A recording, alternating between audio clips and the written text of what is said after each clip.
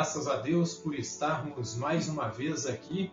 Para mim é um privilégio e uma bênção muito especial estar aqui neste dia com pessoas muito especiais para Cristo e também para mim, e estar aqui para expor a palavra de Deus para cada um de vocês que estão aqui presentes. Eu peço que o Senhor Jesus Cristo lhes abençoe grandemente e que Ele possa falar aos vossos corações e possa abrir o vosso entendimento acerca das Escrituras Sagradas. Para mim é um privilégio muito grande estar me dirigindo a vocês e estar expondo a palavra para cada um de vocês nesta noite também.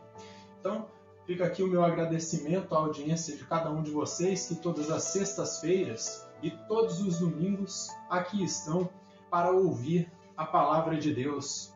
Eu também me dirijo àqueles ouvintes que semanalmente, através do YouTube, têm nos acompanhado aí com a exposição do texto sagrado, com a exposição do livro das revelações.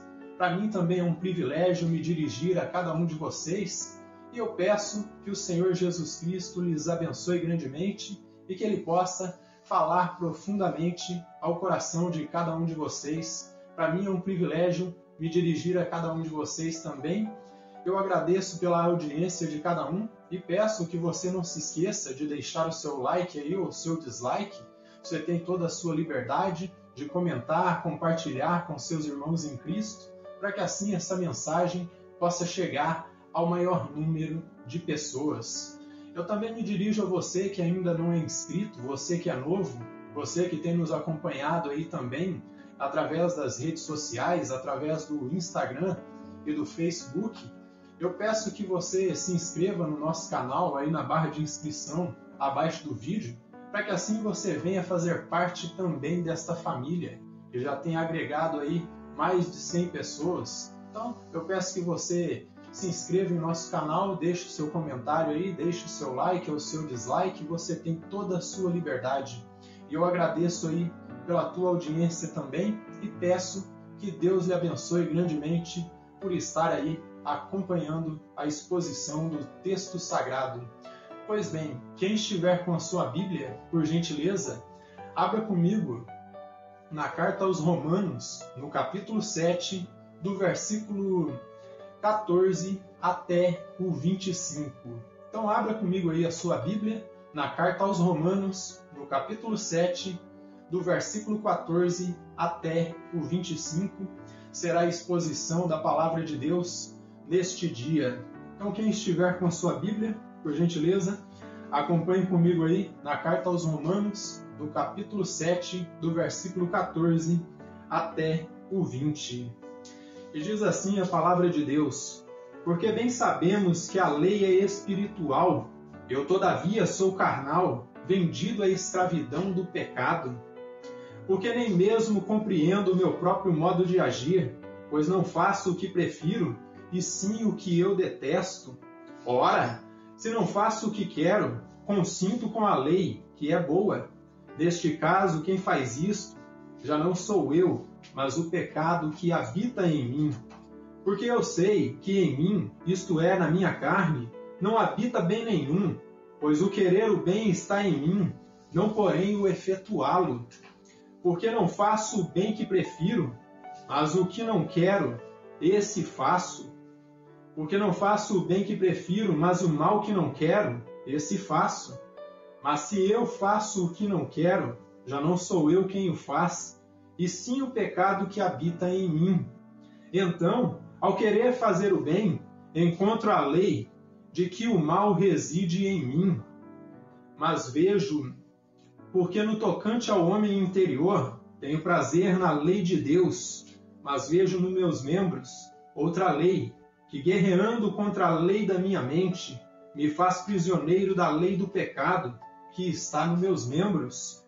Desventurado homem que sou, quem me livrará do corpo desta morte? Ou, miserável homem que sou, quem me livrará do corpo desta morte? Graças a Deus por Jesus Cristo nosso Senhor, de maneira que eu, de mim mesmo com a mente, sou escravo da lei de Deus, mas segundo a carne, a lei do pecado. Amém? lemos até aqui as Escrituras Sagradas. Então, o que nós encontramos aqui neste texto, meus irmãos? Nós encontramos o depoimento de um cristão, provavelmente um judeu que se converteu ao cristianismo, e que ele estava enfrentando a triste verdade que humanamente ele não consegue cumprir os princípios da lei se o Espírito de Deus não estiver com ele. Então, este eu que o apóstolo Paulo aqui, ele se refere a esta pessoa que havia se convertido, ele tinha consciência de quem ele era, ele tinha consciência do seu pecado. E ao decorrer do texto, nós vamos ver aí 7 confissões desta pessoa que confessa que sozinho ele não consegue, ele confessa que sem o Deus Todo-Poderoso ele jamais irá conseguir. O apóstolo Paulo, com essas palavras, ele deixa bem claro que dentro de nós, meus irmãos, como cristãos aí, justificados, regenerados, há uma batalha interna entre a antiga e a nova natureza. O antigo eu, que era escravo do pecado, e o novo eu, que agora é escravo de Cristo, que tem a sua mente cativa à palavra de Deus. Como dizia Martinho Lutero, que ele tinha a sua mente cativa à palavra de Deus, e assim é todo cristão convertido, justificado e regenerado. Então há uma batalha interna entre a antiga natureza, o antigo eu rendido ao pecado, e a nova natureza. Ele descreve o pecado aí, meus irmãos, como um senhor de escravos. Olhe para o passado, meus irmãos. No Brasil colônia, nós tínhamos aí escravocratas, homens que tinham aí em suas fazendas pessoas que vinham da África e que eram escravizadas. E ali tinha esses senhores que escravizavam essas pessoas. Nós poderíamos dizer que eram os patrões deles que dominavam as suas vidas. Então o apóstolo Paulo ele descreve o pecado como um senhor de escravos, onde esse antigo senhor ele se recusa a dar a redenção para esses homens que estão encarcerados no pecado, ele se recusa a alforriar o pecador. O que fica claro, meus irmãos, é que nós éramos escravos do pecado, mas agora nós somos libertos do jugo do pecado e, sendo assim, por meio da santificação, nós estamos no processo de preparação para a liberdade definitiva, quando nós vamos ter o nosso corpo glorioso e regenerado. Paulo fala de sua própria experiência como cristão, mas o seu depoimento é o testemunho de todo cristão, isto é, o seu testemunho é o testemunho de todos nós quando tivemos um encontro genuíno com o Senhor e Salvador Jesus Cristo. Esse depoimento de Paulo nos leva à interpretação exata e equilibrada do quão fracos, limitados e dependentes do Espírito Santo nós estamos. Você tem ciência disso, meu querido e minha querida que me ouve nesses momentos? Você tem um entendimento do quão fraco, debilitado no pecado, moralmente e espiritualmente você ficou depois da queda dos nossos pais Adão e Eva? Você tem ciência do quão fraco e depravado você é? Você tem medo de sua natureza caída? Veja o que João Calvino, ao comentar esta perícope, ele diz, Paulo não está tratando aqui com os poucos erros dos fiéis, senão que está descrevendo de modo geral todo o curso de nossas vidas. Então ele não está descrevendo, o apóstolo Paulo, apenas pequenas falhas que nós cometemos diariamente, mas está descrevendo todo o curso da nossa vida, uma luta de batalha contra o pecado, contra os prazeres dessa vida, contra a cobiça da carne. Paulo está descrevendo o quão fracos nós somos. Veja aí o versículo 14. Veja o que ele diz, porque bem sabemos que a lei é espiritual, todavia eu sou carnal, vendido à escravidão do pecado. Então Paulo ele tinha ciência aí que a lei de Deus ela é boa, porque ela veio de Deus, mas ele também tinha ciência que ele era vendido ao pecado. Então Paulo entendia que a lei moral era boa, porque ela foi estabelecida por Deus, meus irmãos, pois ela limita o homem e o auxilia na santificação. E por que a lei é boa? E por que ela nos auxilia na santificação? Porque a lei impõe limites ao homem. Exige algo que seja feito e proíbe outra coisa que não deve ser feita. Então, auxilia o homem no processo de santificação, pois proíbe algo e exige obediência. No entanto, por mais que a lei é boa, por mais que a lei veio de Deus, ela é insuficiente para nos santificar. A lei sozinha é incapaz de justificar. Com tudo isso, a lei é importante. E querem saber o porquê que a lei é importante? Pois ela nos confronta e nos humilha e nos mostra o quão falho nós somos. Nos mostra que não há nenhum homem bom o suficiente para agradar a Deus neste mundo, para agradar a Deus neste imenso planeta Terra. Veja o que diz o rei Salomão em Eclesiastes, no capítulo 7, no livro do pregador. Eclesiastes, capítulo 7, versículo 20. E ele diz o seguinte aqui, prestem bem atenção no que o rei Salomão ele disse no livro do pregador, no livro de Eclesiastes. Ele diz assim, Eclesiastes capítulo 7, versículo 20. Não há homem justo sobre a terra que faça o bem e que não peque. Então já muito cedo o rei Salomão identificou isso aí, que não havia nenhum homem bom sobre a face da terra, nenhum que não pecasse, nenhum que não cometesse erros. Mas se nós voltarmos ao livro de Gênesis, no capítulo 6, onde fala da queda do ser humano, a corrupção do gênero humano, capítulo 6, versículo 5 de Gênesis, o profeta Moisés ele diz assim, viu o Senhor que a maldade do homem se havia multiplicado na terra e que era continuamente mal todo o desígnio do seu coração. E Moisés ele não mudou de ideia. No capítulo 8, versículo 21, ele seguiu falando que o desígnio do coração do homem é continuamente mal, é depravado. Ele diz assim, Gênesis 8, versículo 21, e o Senhor aspirou o suave cheiro e disse consigo mesmo, não tornarei a amaldiçoar a terra por causa do homem, porque é mau o desígnio íntimo do homem, desde a sua mocidade, e nem tornarei a ferir todo vivente como fiz. Então vocês percebam que no Antigo Testamento essa ideia de que o homem era limitado, de que o homem sozinho ele não consegue adorar a Deus, se não houver uma intervenção direta do Deus Todo-Poderoso, nós continuaríamos mortos em nossos delitos e pecados, porque o desígnio do nosso coração corrupto é continuamente mal. E em Romanos, no capítulo 3, Romanos 3, versículo 10 ao 18, Paulo ele destrincha um pouco mais este assunto aqui, e percebam o que está dito aqui, Romanos capítulo 3, versículo 10 até o 18. Ele diz assim, como está escrito, não há justo, nenhum sequer, não há quem entenda, não há quem busque a Deus, todos se extraviaram, a uma se fizeram inúteis, não há quem faça o bem, não há nenhum sequer. A garganta deles é sepulcro aberto, com a língua urdem engano, veneno de víboras está nos seus lábios. A boca eles têm cheia de maldição e de amargura. São os seus pés velozes para derramar sangue. Nos seus caminhos há destruição e miséria. Desconhecem o caminho da paz. Não há temor de Deus diante de seus olhos. Esse é o homem caído, depravado, este é o homem rendido e vendido ao pecado, o homem que não conhece a Deus e que não consegue enxergar um palmo na frente do seu nariz, e por isso que ele é incapaz de se salvar sozinho.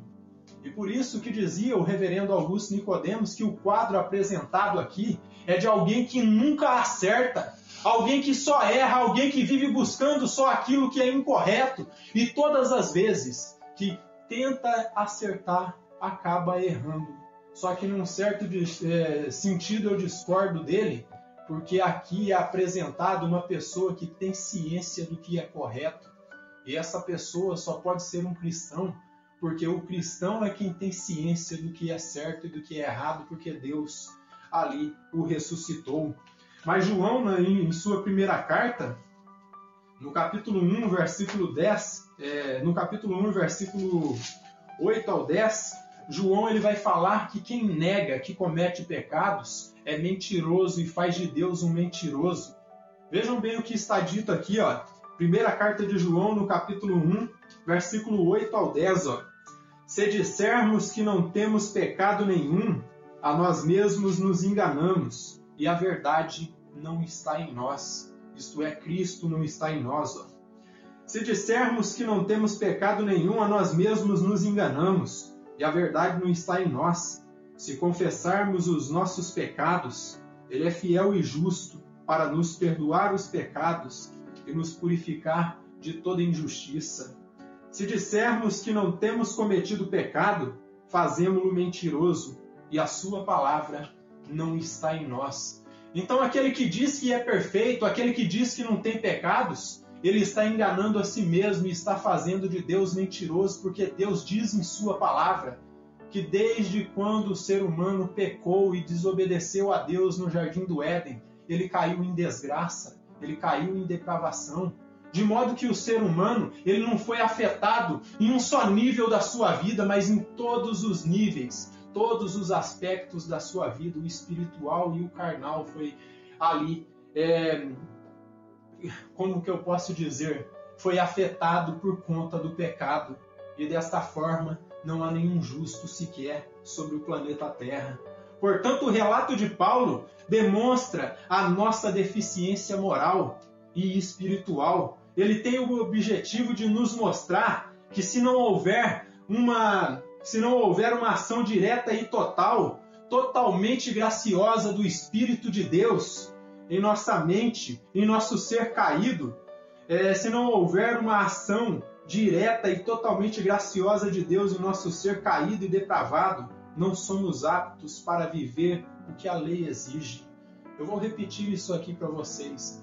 O quadro que o apóstolo Paulo denota aqui, que ele descreve, é o seguinte: ele demonstra que se não houver uma ação direta e graciosamente perfeita do Deus Todo-Poderoso em nosso ser caído, em nosso ser limitado, em nosso ser cego espiritualmente, nós não somos aptos para viver o que a lei exige.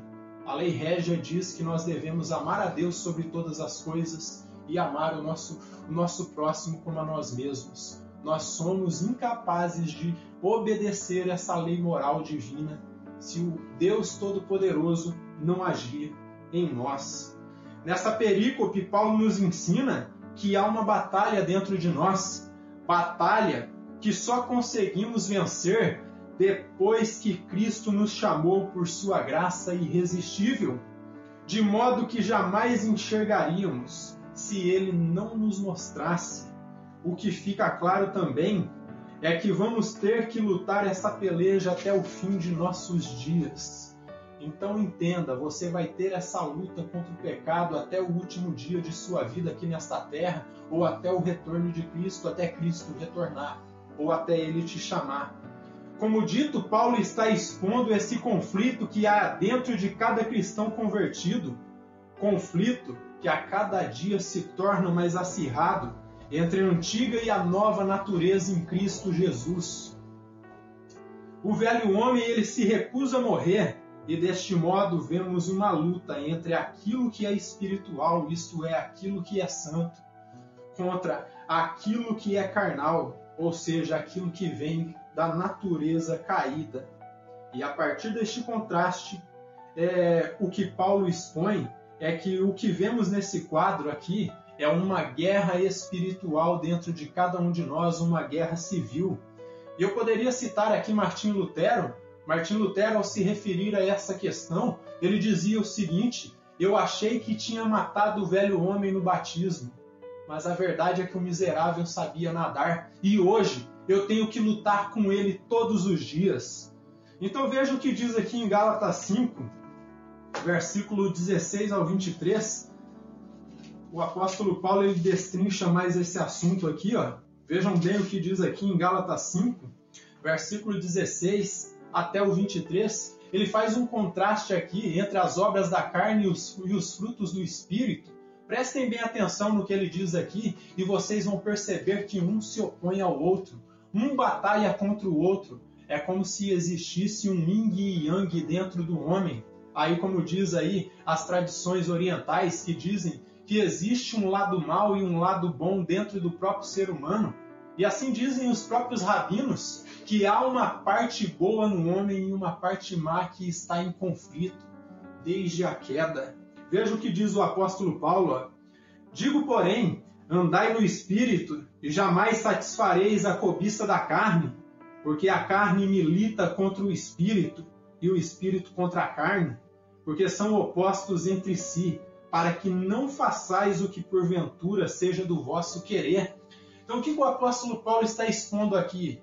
Que há uma luta, há uma peleja dentro de nós, do espírito contra a carne contra o espírito, e um se opõe ao outro para que você não faça o que você tem que fazer. Há uma luta aí, um desinteresse da carne pelas coisas espirituais e um desinteresse por parte do espírito, das coisas carnais. Mas se sois guiados pelo Espírito, não estáis sob a lei. Ora, as obras da carne são conhecidas: prostituição, impureza, lascívia, idolatria, feitiçarias, inimizades, porfias, ciúmes, iras, discórdias, dissensões, facções, ou eu poderia dizer aqui seitas, entre o povo de Deus, invejas, bebedices, glutonarias e coisas semelhantes a estas, a respeito das quais eu vos declaro, que já outrora vos preveni, não herdarão o reino de Deus os que tais coisas praticam. Mas os frutos do Espírito são amor, alegria, paz, longanimidade, benignidade, bondade, fidelidade, mansidão, domínio próprio. Contra estas coisas não há lei. E os que são de Cristo Jesus crucificaram a carne com as suas paixões e cobiças. Então, à medida que nós vamos nos aproximando de Cristo, à medida que nós vamos aí tendo a nossa mente saturada pela palavra de Deus, nós vamos compreendendo a nossa natureza carnal e nós começamos a mortificar o nosso corpo para agradar a Cristo.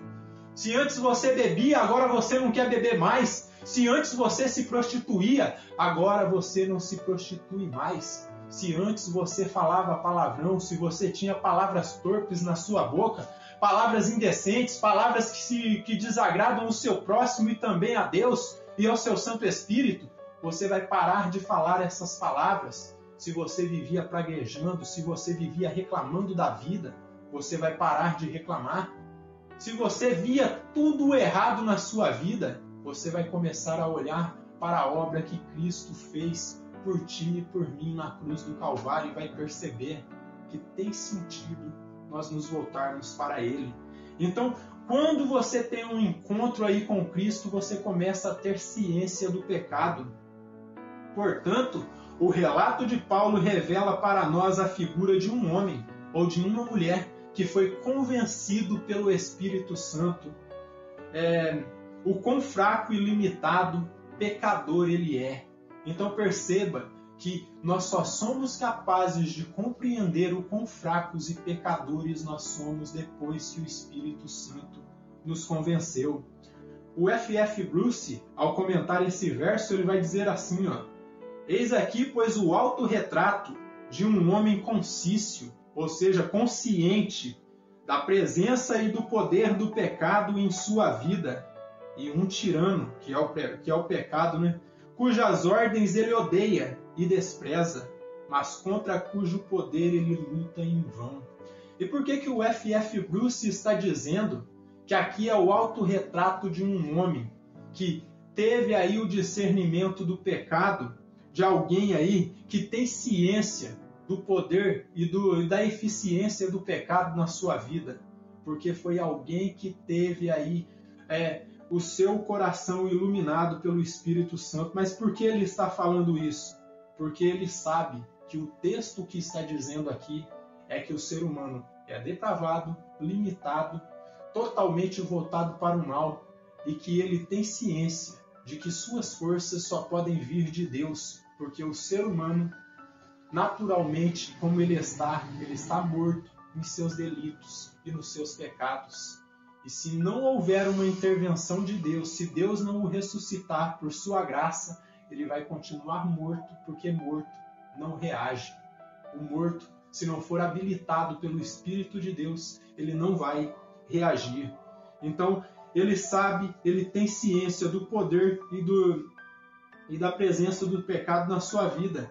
E ele também tem aí a ideia de que esse pecado é um tirano, cujas ordens ele odeia e ele despreza, mas contra cujo poder ele luta em vão. Luta em vão sozinho, porque sozinho o ser humano não vai conseguir vencer. Veja o que Paulo descreve aí, do versículo 13, do versículo 15 até o 21. Vejam bem o que ele diz aqui, do versículo 15 até o 23. Porque nem mesmo compreendo o meu próprio modo de agir, pois não faço o que prefiro, e sim o que detesto. Então perceba o contraste que ele faz aqui. Eu nem mesmo entendo o meu próprio modo de agir, porque o que eu quero fazer, que é o bem, eu não pratico, mas o mal que eu não quero fazer, eu vou e pratico. E ele diz, ora, se faço o que não quero, consinto com a lei que é boa. Neste caso, quem faz isto já não sou eu, mas o pecado que habita em mim. Só que não entenda que Paulo está querendo se justificar aqui e dizer, eu só estou fazendo o que é errado porque tem pecado na minha vida. Não, o que ele está querendo dizer aqui, meus irmãos, é que o Espírito de Deus iluminou a mente dele, que ele entende que quem está agindo na vida dele é o pecado e que ele necessita de arrependimento. Porque eu sei que em mim, isto é, na minha carne, não habita bem nenhum, pois o querer o bem está em mim, não porém o efetuá-lo. Porque não faço o bem que prefiro, mas o mal que não quero, esse faço. Mas se eu faço o que não quero, já não sou eu quem o faz, e sim o pecado que habita em mim. Então, ao querer fazer o bem, encontro a lei de que o mal reside em mim. Porque no tocante ao homem interior, eu tenho prazer na lei de Deus, mas vejo nos meus membros outra lei, guerreando contra a lei da minha mente, me faz prisioneiro da lei do pecado que está nos meus membros. Então vamos seguindo aqui. O apóstolo Paulo, ele começa a fazer a exposição da nossa natureza aqui, uma exposição clara da nossa natureza debilitada e pecaminosa, mostrando que nossa luta por santificação nesta vida aqui, meus irmãos, ela é falha e imperfeita, e por esta razão uma coisa é certa em nossas vidas: em algum momento nós vamos pecar. E é aí que entra a lei de Deus. Seu objetivo é nos mostrar a nossa fraqueza, expor o nosso pecado, fazer com que entendamos que sem o Senhor e Salvador Jesus Cristo nós jamais conseguiremos vencer essa batalha, mostrar que não somos aptos para nos salvar sozinhos e que diante do pecado nós nos tornamos impotentes. Por isso que Paulo ao início se referia ao pecado aí como um senhor de escravos, que nós éramos escravos do pecado, da morte e do engano, porque nós não conhecíamos a Deus. Mas à medida que nós fomos conhecendo a Deus, nós vamos tendo ciência do pecado. Em suma, Paulo nos ensina que a lei nos leva a Cristo, nos leva a confiar em sua morte na cruz do Calvário, confiar em seu sacrifício salvífico e substitutivo. Ele morreu em nosso lugar para que fôssemos livres do pecado, e desta forma nós devemos entender, meus irmãos, que só através dele é que nós somos habilitados para viver em santidade. Nós não conseguimos optar pelo bem se o Espírito de Deus não agir em nosso coração e nos habilitar.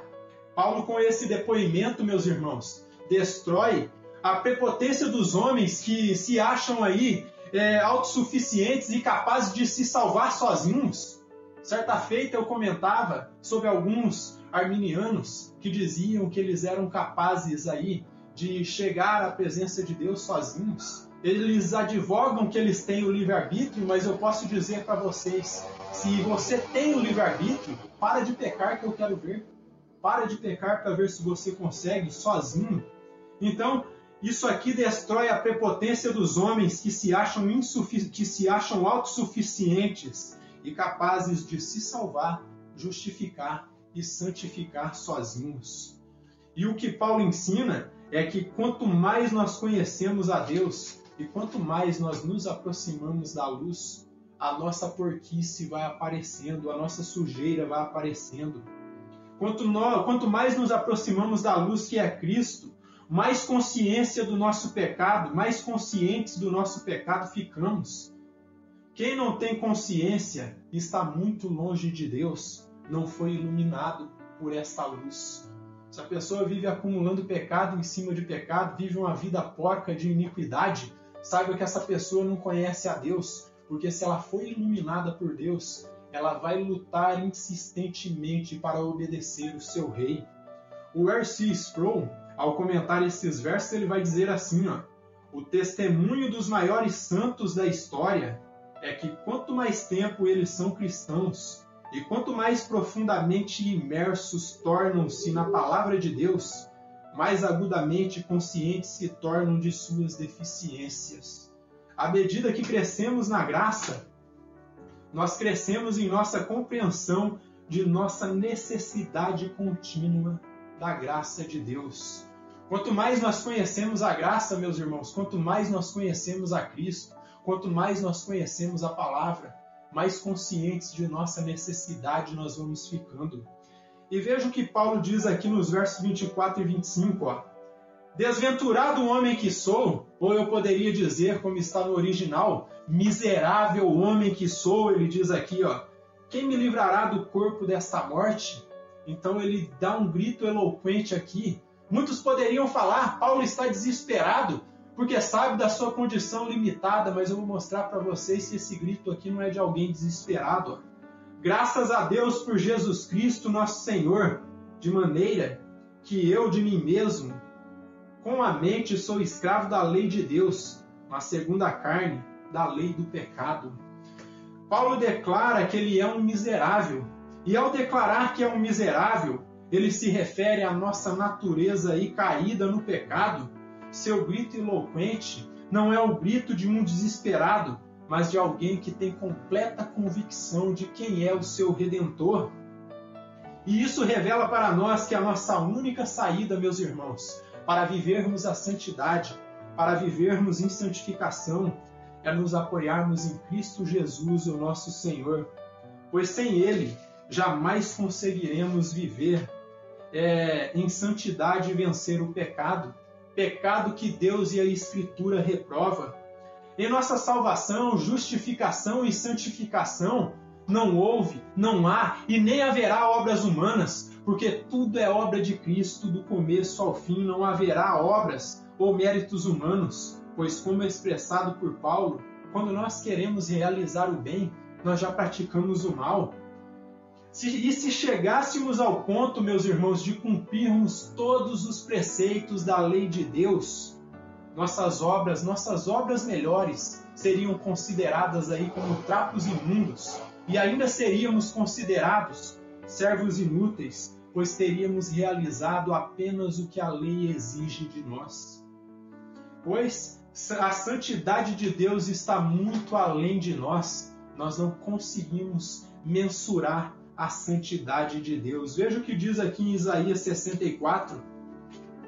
Isaías 64, versículo 9 e 10.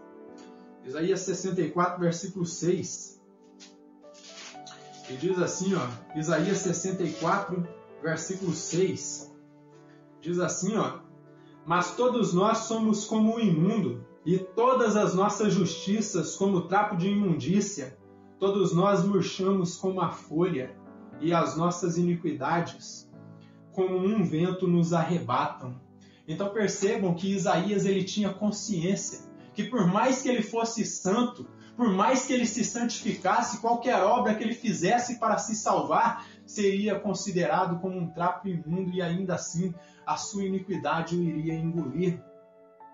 E em Lucas 17, o Senhor Jesus ele diz algo mais aqui, Prestem bem atenção em Lucas 17, versículo 9 e 10. Veja o que está dito aqui, Lucas 17, versículos 9 e 10. Porventura terá de agradecer ao servo, porque este fez o que lhe havia ordenado? Então vejam o que ele está dito aqui. Será que o Senhor tem que agradecer ao seu servo, porque ele fez o que lhe havia sido ordenado? Assim também vós, depois de haver desfeito quanto vos foi ordenado, dizei, somos servos inúteis, porque fizemos apenas o que devíamos fazer. Então, se a lei diz para não adulterarmos, fazemos bem em não adulterar, mas não significa porque eu não sou um adúltero é que eu vou ser salvo. Não significa porque a lei diz para não corromper esse corpo natural que nós temos aqui. Pelo fato de eu não me embriagar com cachaça e por eu não me drogar, isso não significa que eu vou ser salvo. Por eu procurar meditar nas Escrituras Sagradas, por eu estar em todos os cultos, por eu pregar a palavra de Deus, isso não significa que eu sou um salvo. O que significa que eu sou salvo é que eu entreguei a minha vida para o Senhor e Salvador Jesus Cristo e que eu entendi que é Ele quem controla a minha vida. Em suma, o relato de Paulo revela para nós o quão fracos e limitados nós somos e que Deus operou em nós o que nós somos incapazes de fazer, que é nos salvar. O morto estava morto e enterrado nos seus delitos e pecados. E nós só poderíamos nos salvar se Cristo viesse e nos ressuscitasse. Ele nos deu vida, estando nós mortos, porque Ele fez o que nós somos incapazes de fazer, que é nos santificar, nos salvar e nos justificar. Filipenses 2,13 vai dizer, porque é Deus quem coloca em nós tanto querer como realizar segundo a sua boa vontade. Se eu cheguei aos pés da cruz, se eu entendi a palavra de Deus, se hoje eu estou na presença de Deus, é porque Cristo me atraiu graciosamente, porque Ele me tirou do charco de lodo e Ele firmou meus pés sobre a rocha, que é Ele mesmo. Em outras palavras, esse texto revela para nós a verdade que os homens se recusam a aceitar e que os homens não querem ouvir. Nascemos pecadores, somos depravados por natureza, nossos corações são voltados para o mal, e se Deus, através do seu Santo Espírito, não nos habilitar, jamais seremos capazes de fazer a escolha correta ou operar algo bom aqui nesta terra. Romanos 6,23 vai dizer que todos pecaram, todos carecem da glória de Deus, todos estão, melhor dizendo, separados da glória de Deus, porque todos pecaram. Não há ninguém bom neste mundo, não há ninguém neste mundo que seja perfeitamente reto e bom o suficiente para adorar a Deus. E o John Stott, ao analisar essa questão, ele teve a perfeita conclusão. Veja o que ele diz aqui. Se formos abandonados a nós mesmos, então se nós formos abandonados a nós mesmos, caídos como somos, jamais conseguiremos cumprir a lei de Deus, mesmo que nela tenhamos prazer. Então, se Deus disser assim, eu vou deixar o homem a seu bel prazer, eu não vou fazer mais nada por ele, eu não vou atraí-lo por minha graça irresistível, eu não vou trazê-lo à minha presença, eu não vou buscá-lo no lamaçal de pecado, eu vou deixar para ver se ele vem sozinho. Ninguém vai vir, ninguém vai ser apto, nem se for se arrastando não vai conseguir, porque a ovelha está perdida e é o pastor que tem que ir buscá-la. E por fim, eu concluo com algumas lições que nós aprendemos aqui com esse texto. Em primeiro lugar, esse texto revela para nós que nós só somos capazes de compreender quem somos e o nosso real estado quando nós somos chamados pelo Espírito Santo, pois o homem natural ele é incapaz de compreender sua real condição, a realidade de alguém que está morto em seus delitos e pecados, a triste realidade de que ele é um ser que pertence a uma raça que é caída, perdida e contaminada com o pecado. Tal entendimento foi nos dado graciosamente pelo Espírito Santo, porque lá em João 16 vai dizer que é o Espírito Santo que nos convence do pecado, da justiça e do juízo. Então entenda, meu querido, se o Espírito Santo não entrar no seu coração, não te atrair com cordas de amor, você jamais cairá de joelhos, porque seu coração é corrupto e voltado para o mal. Em Efésios 2, versículo 8 ao 10, o apóstolo Paulo ele deixa isso aqui bem claro. Vejam bem o que ele diz aqui, em Efésios, no capítulo 2, versículo 8 até o 10, porque pela graça sois salvos, mediante a fé, e isto, a graça, isto não vem de vós, é dom de Deus, ou a fé, não de obras, para que ninguém se glorie, pois somos feitura dele, criados em Cristo Jesus, para as boas obras, as quais Deus de antemão preparou para que andássemos nelas. Então entenda que até as boas obras que nós praticamos aqui foi Deus quem preparou para nós de antemão. Antes da fundação do mundo, Ele escolheu os seus eleitos e falou: esses aqui vão operar obras boas porque eu determino que eles vão operar. Em segundo lugar, ficou claro para nós também aqui o seguinte, que quanto mais o Espírito Santo nos santifica, mais conscientes nós ficamos, de modo que vamos entendendo que enquanto estivermos aqui neste corpo mortal, nunca vamos estar isentos de pecados e livres de alguma falha.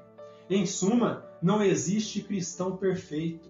Mas eu quero chamar a atenção de vocês, não é porque não existe cristão perfeito que isso aí vai ser desculpa para andar em pecado, para cometer todo tipo de devassidão aqui nesta terra. Mas deve ser ao contrário, deve ser o combustível para nós vivermos uma vida de santidade, uma vida de devoção, uma vida de comunhão com o Senhor Jesus.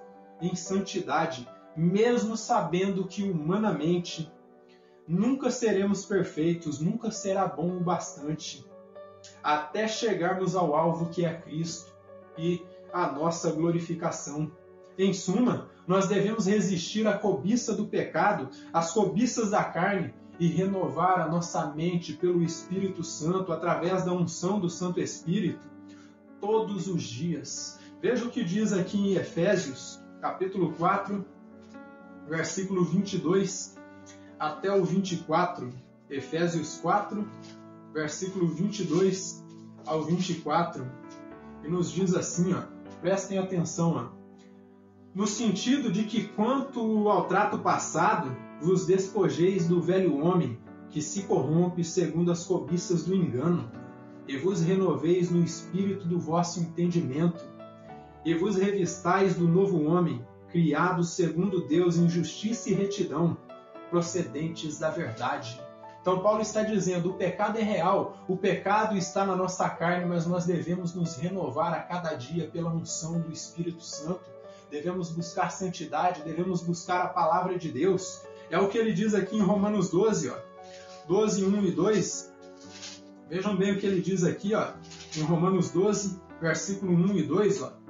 Rogo-vos, pois, irmãos, pelas misericórdias de Deus, que apresenteis o vosso corpo por sacrifício vivo.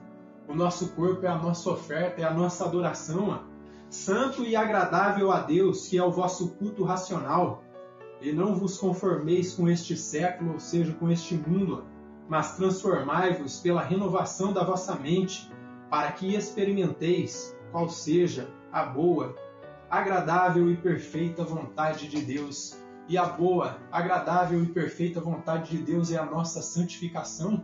E a única forma de experimentarmos essa boa, essa agradável vontade de Deus é servindo a Ele diariamente, não é só em dias de culto, não é só em dias em que estamos aqui em reunião, mas todos os dias meditando na bendita palavra de Deus, em oração, nos abstendo do pecado, nos confrontando a cada dia, entendendo quão fracos somos, entendendo o quão fracos somos, entendendo como o Wayne Grudem entendia quando dizia em sua teologia sistemática: Jesus, eu desisto, eu não consigo sozinho.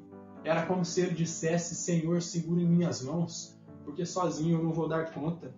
E por fim, eu conclamo a cada um de vocês, façam análise de suas vidas, passem pelo escrutínio da palavra de Deus, façam um exame para ver como vocês estão, reconheçam os seus pecados, confessando-os a Cristo.